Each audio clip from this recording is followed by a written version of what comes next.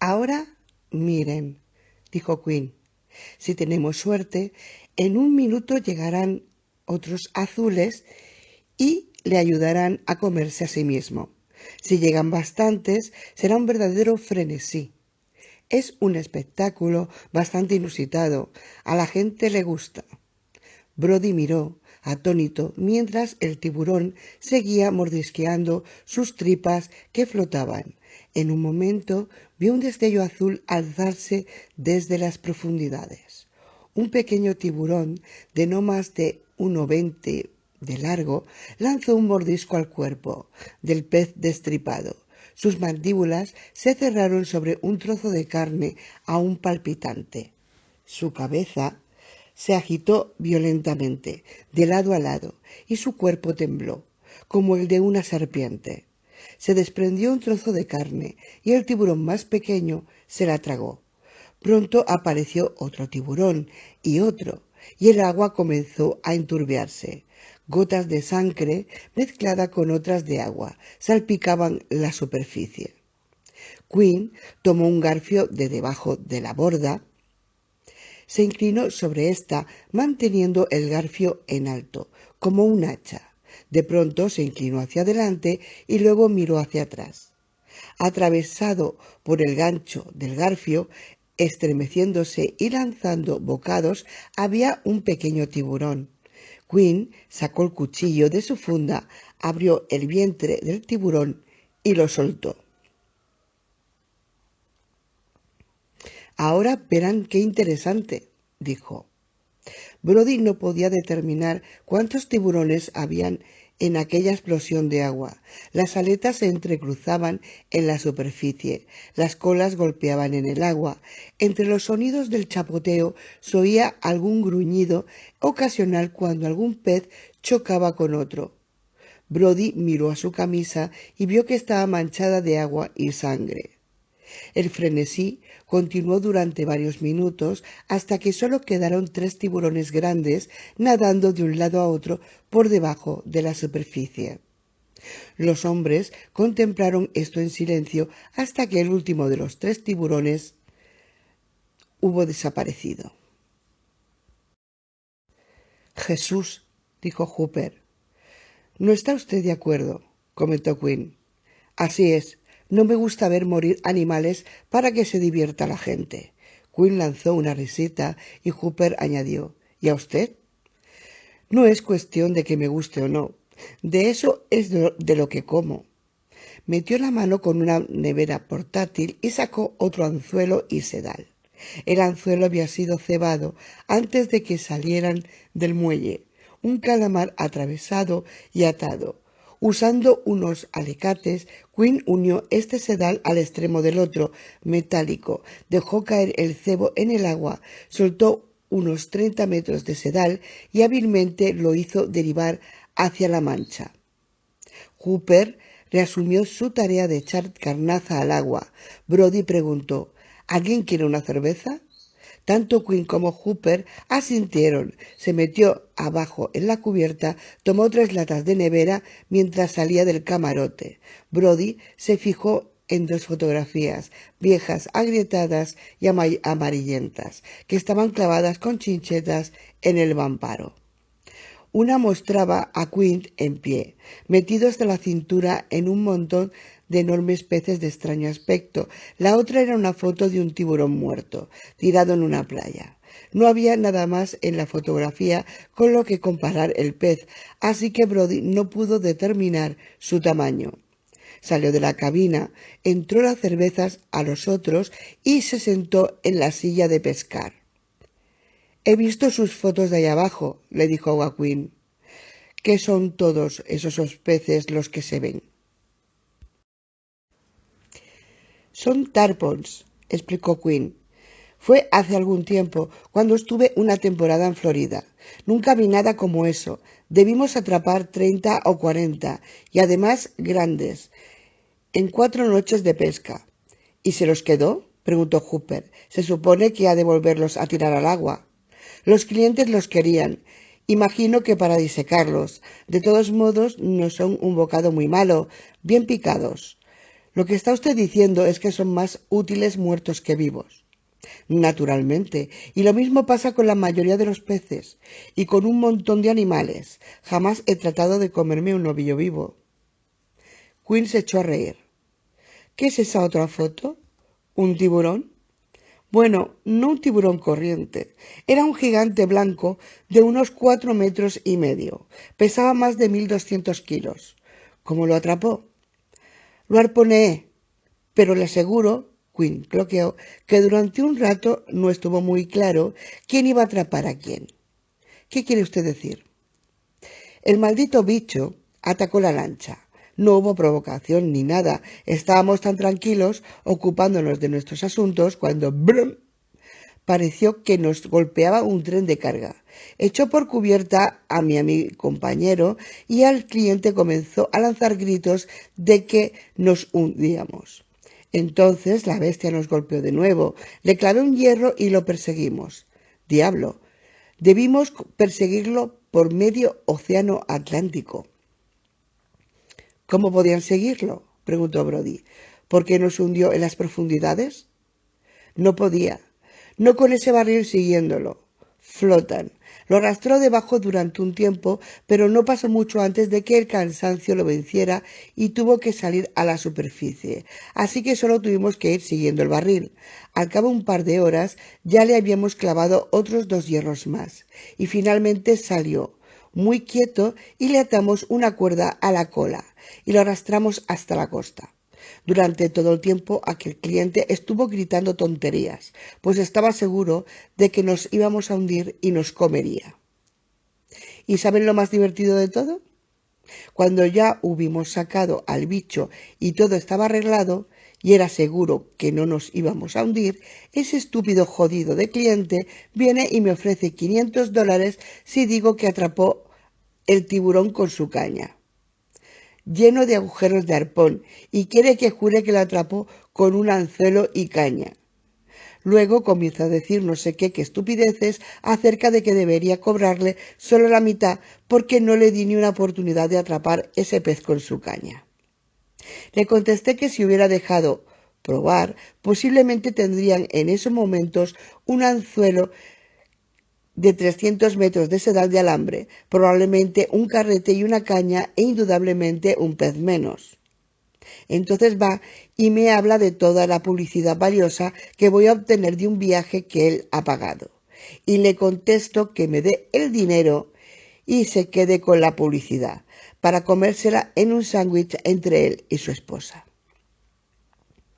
Me ha hecho pensar con eso del anzuelo y la caña, intervino Brody. ¿Qué es lo que quiere decir? Hablo de lo que usted estaba contando. No intentará atrapar el pez que perseguimos con un anzuelo y sedal, ¿verdad? Mierda, no.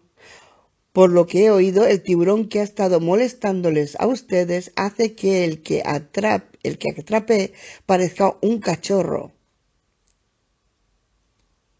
¿Para qué sirven entonces los sedales? Para 2 cosas. Primero, un gigante blanco podría picar en un pequeño cebo de calamar como ese. No cortaría el sedal en el acto, pero al menos sabríamos que estaba por aquí. Es un buen indicador. El otro motivo es que uno nunca sabe lo que puede atraer una mancha de carnaza.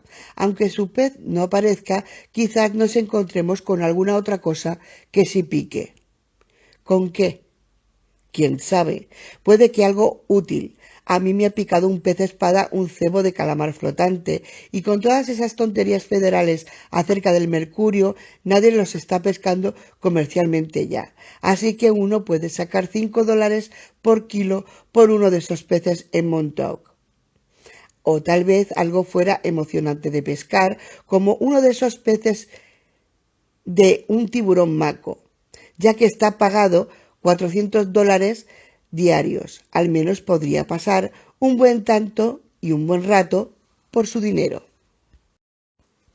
Supongamos que el gigante blanco venga por aquí, indicó Brody.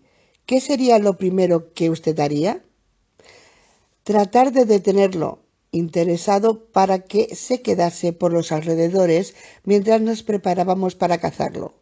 No es que sea muy difícil, son unos peces muy estúpidos. Depende de cómo nos encuentre. Si nos hace la misma carajada que el otro y ataca la lancha, comenzaremos a clavarle hierros tan deprisa como podamos. Luego nos apartaremos y dejaremos que se canse. Si pica en uno de los sedales, no habrá forma de detenerlo si desea correr, pero trataré de hacerlo volver hasta nosotros.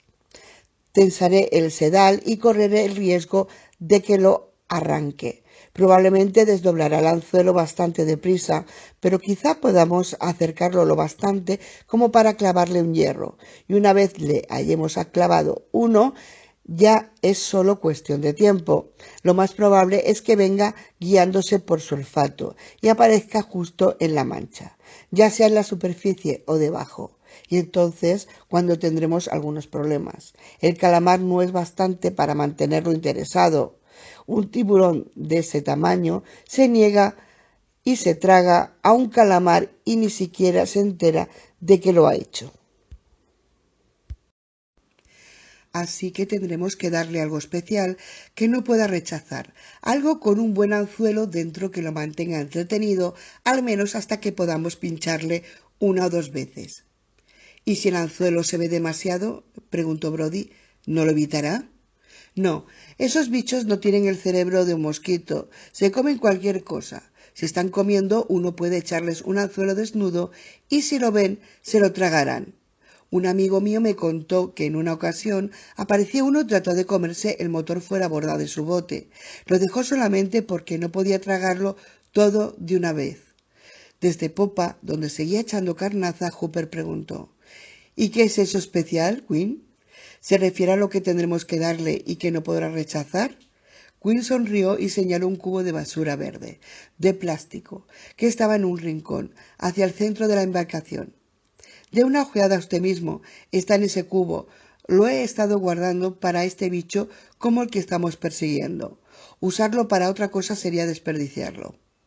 Hooper fue hasta el cubo, levantó las abrazaderas metálicas de los lados y lanzó la tapa. El asombro en lo que vio le hizo jadear, flotando verticalmente en el cubo lleno de agua, con su cabeza muerta moviéndose suavemente con el balanceo de lancha. Había un pequeño delfín de más de no medio metro de largo, surgiendo de un agujero en la parte baja de su mandíbula. Se veía el ojo de un anzuelo para tiburones, y de otro orificio en la panza sobresalía la punta cerrada del mismo. Hooper asió con fuerza los lados del cubo y exclamó: «¡Una cría!». «Aún mejor», dijo Quinn con una sonrisa. «Ni siquiera había nacido». Hooper contempló el interior del cubo durante unos segundos más y luego cerró de golpe la tapa, diciendo: «¿Dónde lo consiguió?». «Oh, me parece que a unos 10 kilómetros de aquí en dirección este». «¿Por qué?». «Quiero decir que cómo lo consiguió». «¿A usted qué le parece?». «Lo conseguí de la madre». «¿La mató?». «No». Quinn se echó a reír. Saltó dentro de la lancha y se tragó un puñado de píldoras somníferas. Hizo una pausa, esperando una carcajada, y cuando vio que no había ninguna, prosiguió: «¿Sabe? Uno no puede comprar una de esas cosas». Hooper miró a Quinn. Estaba furioso, afrentado, pero solo dijo: «Usted sabe que están protegidos». «Hijo, cuando pesco, atrapo lo que me da la gana». «Pero, ¿y las leyes? ¿Acaso no? Hooper, ¿a qué se dedica usted?». «Soy ictiólogo. Estudio los peces. Por eso estoy aquí. ¿No lo sabía?». «Cuando la gente alquila mi lancha, no hago preguntas acerca de quiénes son». «De acuerdo, usted estudia los peces para vivir. Si tuviera que trabajar para vivir y la cantidad de sudor que echa, sabría más acerca de lo que realmente valen las leyes. Seguro esos delfines están protegidos, pero esa ley no fue hecha para impedirle a Quinn que atrapase uno o dos para usarlos como cebo. Fue hecha para impedir que los pesquen comercialmente, para impedir que haya locos que les paguen tiros por deporte. Así que le diré una cosa, Hooper. Puede usted gemir y protestar todo lo que quiera, pero no le diga a Quinn que no puede atrapar unos pocos peces que le ayuden a seguir viviendo». «Mire, Quinn, de lo que se trata es de que esos delfines están en peligro de ser extinguidos, aniquilados, y lo que usted hace acelera ese proceso. No me venga con imbecilidades. Dígale a los barcos atuneros que dejen de atrapar delfines en sus redes, dígale a los balleneros japoneses que dejen de arponearlos. Le dirán que se vayan a joder a la luna. Tienen bocas que alimentar. Bueno, yo también. La mía. Comprendo su idea, le contestó Hooper. Es más o menos que uno tiene que usar las cosas mientras pueda, y que después, cuando ya no quede nada, bueno, pues entonces se encomienda a agarrar a otra cosa. ¡Qué estupidez! No se pase de la raya, hijo, exclamó Quinn. Su voz era átona, sin inflexión, y miraba directamente a Hooper en los ojos. ¿Cómo? Que no siga llamándome estúpido. Hooper no había intentado ofender y se sorprendió al ver que se había molestado. Por Dios, no quería decir eso. Lo que estoy diciendo es que en su asiento, entre los dos hombres, Brody decidió que ya era hora de detener la discusión. Dejemos ya eso, Hooper. ¿Quiere? Intervino. No estamos aquí para oír una conferencia sobre ecología. ¿Qué es lo que usted sabe sobre ecología, Brody? Le contestó Hooper. Seguro que para usted lo único que significa es que alguien le dice que no puede quemar hojas en su patio de atrás. Escuche, no necesito ninguna de sus tonterías de 2 al cuarto, de niño rico. Así que es eso, tonterías de niño rico. Eso del niño rico le resulta insoportable, ¿no? Escúcheme, maldito sea. Estamos aquí para impedir que un pez siga matando gente. Y si usando un delfín logramos salvar Dios sabe cuántas vidas, a mí me parece bastante bueno. Hooper hizo una mueca y le recalcó a Brody. Así que ahora es usted un experto en salvar vidas, ¿verdad? Muy bien. Veamos, ¿cuántas se hubieran salvado si hubiera cerrado las playas después de que... Brody estaba en pie moviéndose hacia Hooper, antes de que conscientemente supiera que se había levantado de la silla. ¡Cierre la boca!, le gritó. Sin pensarlo, dejó caer su mano derecha hacia la cadera. Se quedó helado al no encontrar ninguna pistola en su costado, aterrorizado al darse cuenta de que, si hubiera tenido una pistola, quizá la hubiera usado. Se quedó mirando a Hooper, que le devolvió una mirada cargada de odio. Una risa seca y corta de Quinn rompió el hilo de la tensión. «¡Qué par de tontos del culo!», afirmó. Había visto venir esto desde que subieron a bordo esta mañana. 12. El segundo día de la persecución fue tan de calma chicha como el primero. Cuando salieron del muelle a las 6 de la mañana, soplaba una suave brisa del suroeste que prometía refrescar el día. El paso frente a la punta de Montauk fue agitado, pero hacia las 10 la brisa había muerto y la embarcación estaba inmóvil en el mar cristalino, como un vaso de papel en un charco. No había nubes, pero el sol era amortiguado por una espesa neblina. Mientras iba hacia el muelle, Brody escuchó por la radio que la polución en la ciudad de Nueva York había alcanzado un estado crítico. Algo acerca de una inversión del aire. La gente estaba cayendo enferma y aquellos que ya estaban malos o eran muy viejos morían en algunos casos.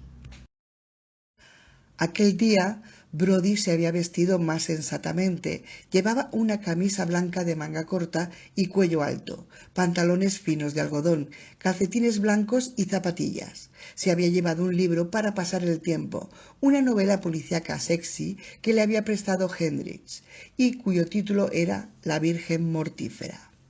Brody no quería tener que pasar el rato conversando, pues la conversación podría llevar a una repetición de la escena de ayer con Hooper. Le había molestado mucho y creía que también a Hooper. Hoy apenas si se hablaron el uno al otro, dirigiendo la mayor parte de sus comentarios a Quinn. Brody no se fiaba mucho de sus posibilidades de mostrarse educado con Hooper. Había observado que, por la mañana, Quinn estaba en silencio, cerrado en sí mismo y reservado. Había que arrancarle las palabras, pero a medida que pasaba el día iba tomando confianza y se tornaba más y más locuaz. Por ejemplo, mientras salían del muelle aquella mañana, Brody le había preguntado a Quinn cómo sabía qué lugar elegir para esperar al pez. No, le había respondido Quinn. ¿No lo sabe? Quinn movió su cabeza de izquierda a derecha y luego al revés. Entonces, ¿cómo escoge un lugar? Escojo uno. ¿Y qué es lo que busca en él? Nada. ¿No se guía por la marea? Bueno, sí. ¿Importa si el agua es profunda o no? Algo. ¿Hasta qué punto? Por un instante Brody pensó que Quinn iba a rehusar contestarle. Miraba directamente frente a él, con la vista clavada en el horizonte. Luego dijo, como si efectuara un esfuerzo supremo: los peces grandes como ese probablemente no se metan en aguas poco profundas, pero uno nunca sabe. Brody se dio cuenta de que debía abandonar la conversación y dejar a Quinn en paz, pero estaba interesado, así que le hizo otra pregunta. Si encontramos a ese pez o él nos encuentra a nosotros, habremos tenido mucha suerte, ¿no? Algo así. Es como hallar una aguja en un pajar. No tanto. ¿Por qué no? Si la marea va bien, podemos hacer una mancha que se extienda 15 kilómetros o más al final del día. ¿No hubiera sido mejor si hubiéramos pasado la noche aquí?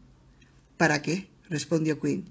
Para seguir haciendo la mancha. Si la podemos extender 15 kilómetros en un día, podríamos llegar hasta más de 30 quedándonos toda la noche. Si la mancha se hace muy grande, no sirve de nada. ¿Por qué? Se hace confusa. Si uno se quedase aquí todo un mes, podría cubrir entero el maldito océano. Eso no tendría mucho sentido. Quinn sonrió, aparentemente ante la idea de una mancha de cebo cubriendo todo el océano. Brody lo dejó correr y se puso a leer La Virgen Mortífera.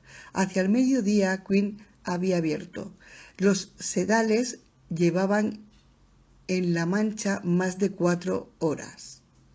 Aunque nadie le había asignado específicamente aquella tarea, Hooper había tomado el cazo de la carnaza tan pronto como empezaron a derivar y ahora estaba sentado a popa, metiéndolo y vertiendo su contenido metódicamente. Hacia las 10, un pez había picado en el sedal de estribor, causando algunos segundos de excitación, pero resultó ser un bonito de 2 kilos que apenas sí podía abrir la boca lo bastante como para tragarse el anzuelo. A las 10:30, un pequeño tiburón azul picó en el sedal de babor. Brody lo acercó recogiendo el hilo. Quinn lo engarfió, le abrió la barriga y lo soltó. El tiburón mordisqueó débilmente algunos trozos de sí mismo y luego se hundió en las profundidades. No aparecieron otros tiburones a comérselo. Un poco después de las 11, Quinn divisó la serrada aleta dorsal de un pez espada acercándose a ellos por entre la mancha. Esperaron en silencio, suplicando al pez que mordiese el anzuelo, pero ignoró ambos calamares y pasó sin rumbo a 60 metros de la popa. Quinn dio unos tirones a uno de los cebos, sacudiendo el sedal para hacer que el calamar se moviese y pareciese vivo. Pero el pez espada no se mostró impresionado. Finalmente Quinn decidió arponearlo. Puso en marcha el motor, le dijo a Brody y a Hooper que recogiese los sedales y condujo la lancha en un amplio círculo. Ya estaba preparado uno de los arpones y sobre cubierta se veía el barril correspondiente. Quinn explicó el método de ataque. Hooper guiaría la lancha. Quinn se colocaría en la plataforma de proa, aguantando el arpón sobre su hombro derecho. Cuando se acercase el pez, Quinn apuntaría con el arpón hacia la izquierda o hacia la derecha, dependiendo de la dirección en que quisiese que girase la embarcación. Hooper la haría girar hasta que el arpón estuviese de nuevo apuntando recto hacia adelante. Era como seguir la aguja de un compás. Si todo iba bien, podrían acercarse al pez y Quinn lanzaría el arpón a una distancia de unos 3,5 metros, casi verticalmente. Brody estaría junto al barril, asegurándose de que el cable salía bien mientras el pez se hundía en las aguas. Todo fue bien hasta el último momento. Marchando lentamente, con el ruido del motor apenas un murmullo, la embarcación se acercó al pez, que estaba descansando en la superficie. La lancha tenía un timón muy sensible y Hooper podía seguir con la precisión las órdenes de Quint. Pero entonces, de alguna forma, el pez notó la presencia de la lancha. Justo cuando Quint alzaba el brazo para lanzar el hierro, el pez se abalanzó hacia adelante, alzó la cola y se hundió en las profundidades. Quint hizo el lanzamiento, gritando «¡Carajo!» y falló un par de metros. Momentos después volvían a estar de nuevo al borde de la mancha. «Me preguntó usted ayer si teníamos muchos días como este», le dijo Quint a Brodie. «No sucede muy a menudo que haya dos seguidos. Ya deberíamos haber encontrado al menos un montón de tiburones azules». «¿Es por el tiempo?» «Podría ser. Al menos a la gente la pone de bastante mal humor. Tal vez también a los peces». Comieron sándwiches y cerveza y cuando hubieron terminado, Quint comprobó su carabina para ver si estaba cargada. Luego se metió en el camarote y regresó con un aparato que Brodie jamás había visto. «¿Tiene aún su lata de cerveza?», preguntó Quint. «Por supuesto», le respondió Brodie. «¿Para qué la quiere?» «Ya lo verá». El aparato parecía una granada de las de mango, un cilindro metálico con un mango de madera en el extremo. Quint metió la lata de cerveza en el cilindro, lo giró hasta que se oyó un clic y sacó un cartucho de Bruco calibre 22 del bolsillo de su camisa. Metió el cartucho en un pequeño agujero en la base del cilindro y luego giró el mango hasta que se oyó otro clic. Entregó el artefacto a Brodie. «¿Ve esta palanquita de aquí?», indicó, señalando la parte superior del mango. «Apunte este trasto al cielo y cuando se lo diga, apriete esa palanca». Quint tomó la M1, sacó el seguro, se llevó la carabina al hombro y dijo «Ahora». Brodie apretó la palanquita, se oyó una detonación alta y fuerte, hubo un leve retroceso y la lata de cerveza salió disparada hacia lo alto. Giraba sobre sí misma y, a la luz brillante del sol, lanzaban destellos como un fuego de artificio. En lo alto de su trayectoria, en el instante en que quedó colgada en el aire, Quint disparó. Apuntó bajo para alcanzar la lata mientras comenzaba a caer y le dio en la parte inferior. Se oyó un fuerte bang y la lata fue lanzada hacia atrás hasta llegar al agua. No se hundió inmediatamente, sino que flotó oblicuamente, cabeceando en la superficie. «¿Quiere probar?», ofreció Quint. «Ya lo creo», dijo Brodie. «Recuerde que debe tratar de apuntar a la lata justo en el momento en que llega arriba y luego seguirla un poco adelantado. Si trata de darle mientras sube o mientras baja, tendrá que adelantarse mucho y es bastante difícil. Si falla, baje un poco más, adelántela de nuevo y pruebe otra vez». Brodie cambió el lanzador por la M1 y se situó junto a la borda. Tan pronto como Quint hubo vuelto a cargar el lanzador, Brodie le gritó «¡Ahora!» y Quint lanzó la lata. Brodie disparó una vez. Nada. Lo intentó de nuevo en la parte superior del arco. Nada. Y se adelantó demasiado mientras caía. «Muchacho, no es difícil ni nada». «Cuesta un poco acostumbrarse», le explicó Quint. «Mira a ver si puede darle ahora». La lata flotaba vertical en las tranquilas aguas, a 15 o 20 metros de la lancha. La mitad quedaba expuesta sobre la superficie. Brodie apuntó, esta vez conscientemente un poco bajo y tiró del gatillo. Hubo un plop metálico cuando la bala golpeó la lata en la línea de flotación. Se hundió. «¿Hooper?», preguntó Quint. «Aún queda una lata y siempre podemos beber más cerveza». «No, gracias», negó Hooper. «¿Cuál es el problema?» «Ninguno. Simplemente no quiero disparar». Quint sonrió. «¿Le preocupan las latas en el mar?» «Desde luego, estamos tirando mucho latón al océano. Probablemente se oxida y se hunde hasta el fondo, ensuciándolo todo allá abajo». «No es eso», contestó Hooper, teniendo mucho cuidado en no picar en el anzuelo de Quint. «No pasa nada, simplemente no tengo ganas». ¿Tiene miedo a las armas? ¿Miedo? No. ¿Alguna vez ha disparado una? Brody se sentía fascinado al ver cómo Quint presionaba y cómo Hooper sufría, pero no sabía por qué lo estaba haciendo Quint. Tal vez se pusiese de mal humor cuando estaba aburrido y no pescaba nada. Hooper tampoco sabía por qué lo estaba haciendo Quint, pero no le gustaba. Le parecía como si se estuviera preparando para darle un puñetazo. Naturalmente, contestó, he disparado antes. ¿Dónde? ¿En el servicio? No, yo... ¿Hizo el servicio? No. Ya me parecía a mí. ¿Qué diablos pretende insinuar con todo eso, Quint? Diablos, apostaría a que incluso es usted virgen. Brody miró el rostro a Hooper para ver qué respondía y durante un instante sorprendió a Hooper mirándole a él. Luego Hooper apartó la vista y su rostro comenzó a enrojecer. ¿Qué es lo que quiere, Quint? Preguntó. ¿A dónde quiere llegar? Quint se recostó en su silla y sonrió. No quiero nada, explicó. Solo estoy intentando llevar a cabo una pequeña conversación amistosa para pasar el tiempo. ¿Le importaría darme su lata de cerveza cuando haya terminado? Quizá a Brody le guste probar otra vez. No, no me importará, le contestó Hooper, pero no me moleste más. ¿Quiere? Durante la hora siguiente permanecieron en silencio. Brody dormitaba en la silla de pescar, con un sombrero cubriéndole la cara para protegerla del sol. Hooper estaba sentado a popa, echando carnaza y agitando ocasionalmente la cabeza para mantenerse despierto. Y Quint se hallaba sentado en el puente, contemplando la mancha y con su gorra del cuerpo de infantería de marina echada hacia atrás. Repentinamente, Quint dijo con voz suave, átona, como sin darle importancia.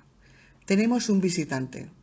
Brody se despertó con un sobresalto. Hooper se puso en pie. El sedal de estribor estaba desenrollándose con suavidad y muy deprisa. Tome la caña, indicó Quint. Se quitó la gorra y la dejó caer sobre el banco. Brody tomó la caña del soporte, la colocó entre sus piernas y la sujetó fuerte. Cuando se lo diga, le explicó Quint. Ponga ese freno y dele un buen golpe. El sedal dejó de correr. Quint exclamó. Espere, está volviendo, empezará de nuevo. No debemos hacerlo ahora o romperá el anzuelo. Pero el sedal yacía muerto en el agua flojo y sin moverse. Tras algunos instantes, Quint exclamó. Maldita sea, recójalo. Brody fue enrollando el sedal. Salía con facilidad, demasiada facilidad. No había ni siquiera la débil resistencia del cebo. Aguante el sedal con un par de dedos o se enmañará, le aconsejó Quint. Fuera lo que fuese, se nos ha llevado el cebo limpiamente. Debe de haber cortado el sedal. El extremo salió del agua y colgó de la punta de la caña. No había ni anzuelo, ni cebo, ni sedal de unión.